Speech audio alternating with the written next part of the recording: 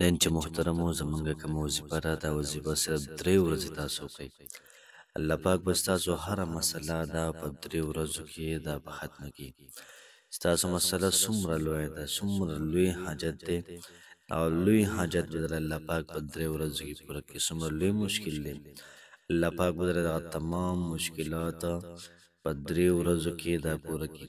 د رښتې مسله ده 3 ورځې دا وظیفه وکړه انشاءالله العزیز مکمل یقین سره مکمل توجه سره الله پاک به ستا دغه مسله حل کړي. د عدالتونو مسله ده کله کله پیښ شوي عدالتونو کې هلته کې چې ورځئ د هغې نه مخکې وکړه یا داسې وي چې کله تاسو راګیر شئ یو کار کې او ستا مرسته کولی څوک هم نشي، څوک هم تاسو ولاړ نه یې، بالکل اکیله یې، بالکل ځان نه یې، په داسې وخت کې ته دا وظیفه وکړه یا داسې وخت کې دا وظیفه وکړه چې مکمل ته راګیر شي، د هر طرف راګیر شي، هېڅ د خلاصۍ ځای تا ته نشته.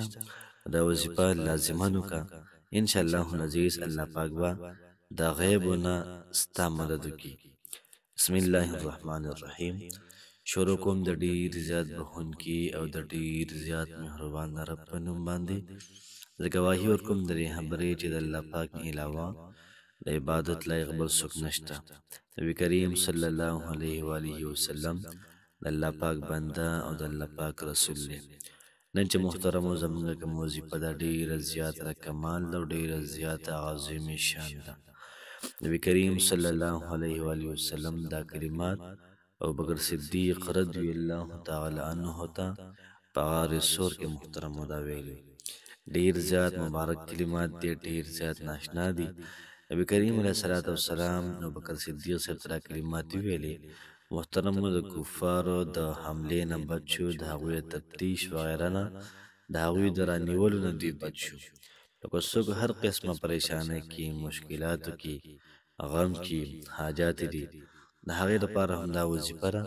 نو که روزانه 100 پیرې کې روزانه انشاءالله العزیز په 3 ورځو کې به الله پاک له هر قسم مسله دا به ختمه کړي. کله چې نبی کریم صلی الله علیه و آله وسلم د مکې مکرمې نه روان شو او دوی تلل مدینې منورې ته، نو په لار کې یو غار راځي، هغې ته غار سور وایي. د مکې نه چې وځي نو غار سور ته دا به ورسېږي. لکه تاسو ګورئ غار سور ته نبی کریم علیه الصلاۃ والسلام ابوبکر صدیق صاحب ورسېدل. دغه ټول کافران دا پیغمبر علیه الصلاۃ والسلام پسې وو چې دا به راونیسو، انعام یې میسته و چې 100 اوښان یا 200 اوښان دا به انعام کې مولا ورکوو. نو غار سور تقریبا 5000 فوټو دا د ځمکې نه محترمو دا اوچت دی، مطلب لمبایي چې کومه ده هغه سر ته ختل چې کوم دی نو 5000 فوټو دا برخیمه چې محترمو لمبایي ده نو هغه 5000 فوټه نو بر ختل دی محترمو. نو الله پاک هم بوزه چې دا منظر په خپل ویني دغه ځای ته نبی کریم صلی الله علیه و آله وسلم خته ورسره ابوبکر صدیق رضی الله تعالی عنہ دا خته. لکه تاسو ګورئ چې کله ابوبکر صدیق صاحب پوه شو په دې غار کې دوی نبی کریم علیه الصلاۃ والسلام چې کله پوه شو چې یاره دشمن رالی، نو ابوبکر صدیق صاحب نبی کریم علیه الصلاۃ والسلام ته ویل چې دشمن رالی. نبی کریم صلی الله علیه و آله وسلم ته فرمایل لا تحزن ان الله معنا، غمجن کېږه مه، الله پاک زموږ سره دی. نو هغه کافران راغلل د دې غار نه ګیر چاپېره تاو شو، خو بیا الله پاک د ځای نه نامراده دی واپس کړل. لکه ته هم دا وظیفه کې د هر قسم مسلې دپاره په رشته کې تنګ شوی نه کېږي، مال او دولت پسې ګرځې تنګ شوی نه کېږي، دغرنګې حاجتونه دې ستا نه پوره کېږي، مشکلات دې پریشانو کې ګیرې نه کېږي، نو هم دا وظیفه ستا دپاره ده. لا تحزن ان الله معنا، لا تحزن غم مه کوه، ان الله معنا، الله پاک زموږ سره دی. نو چا سره چې الله پاک وي نو هغه دپاره نوره څه شي کم شي کمی دی.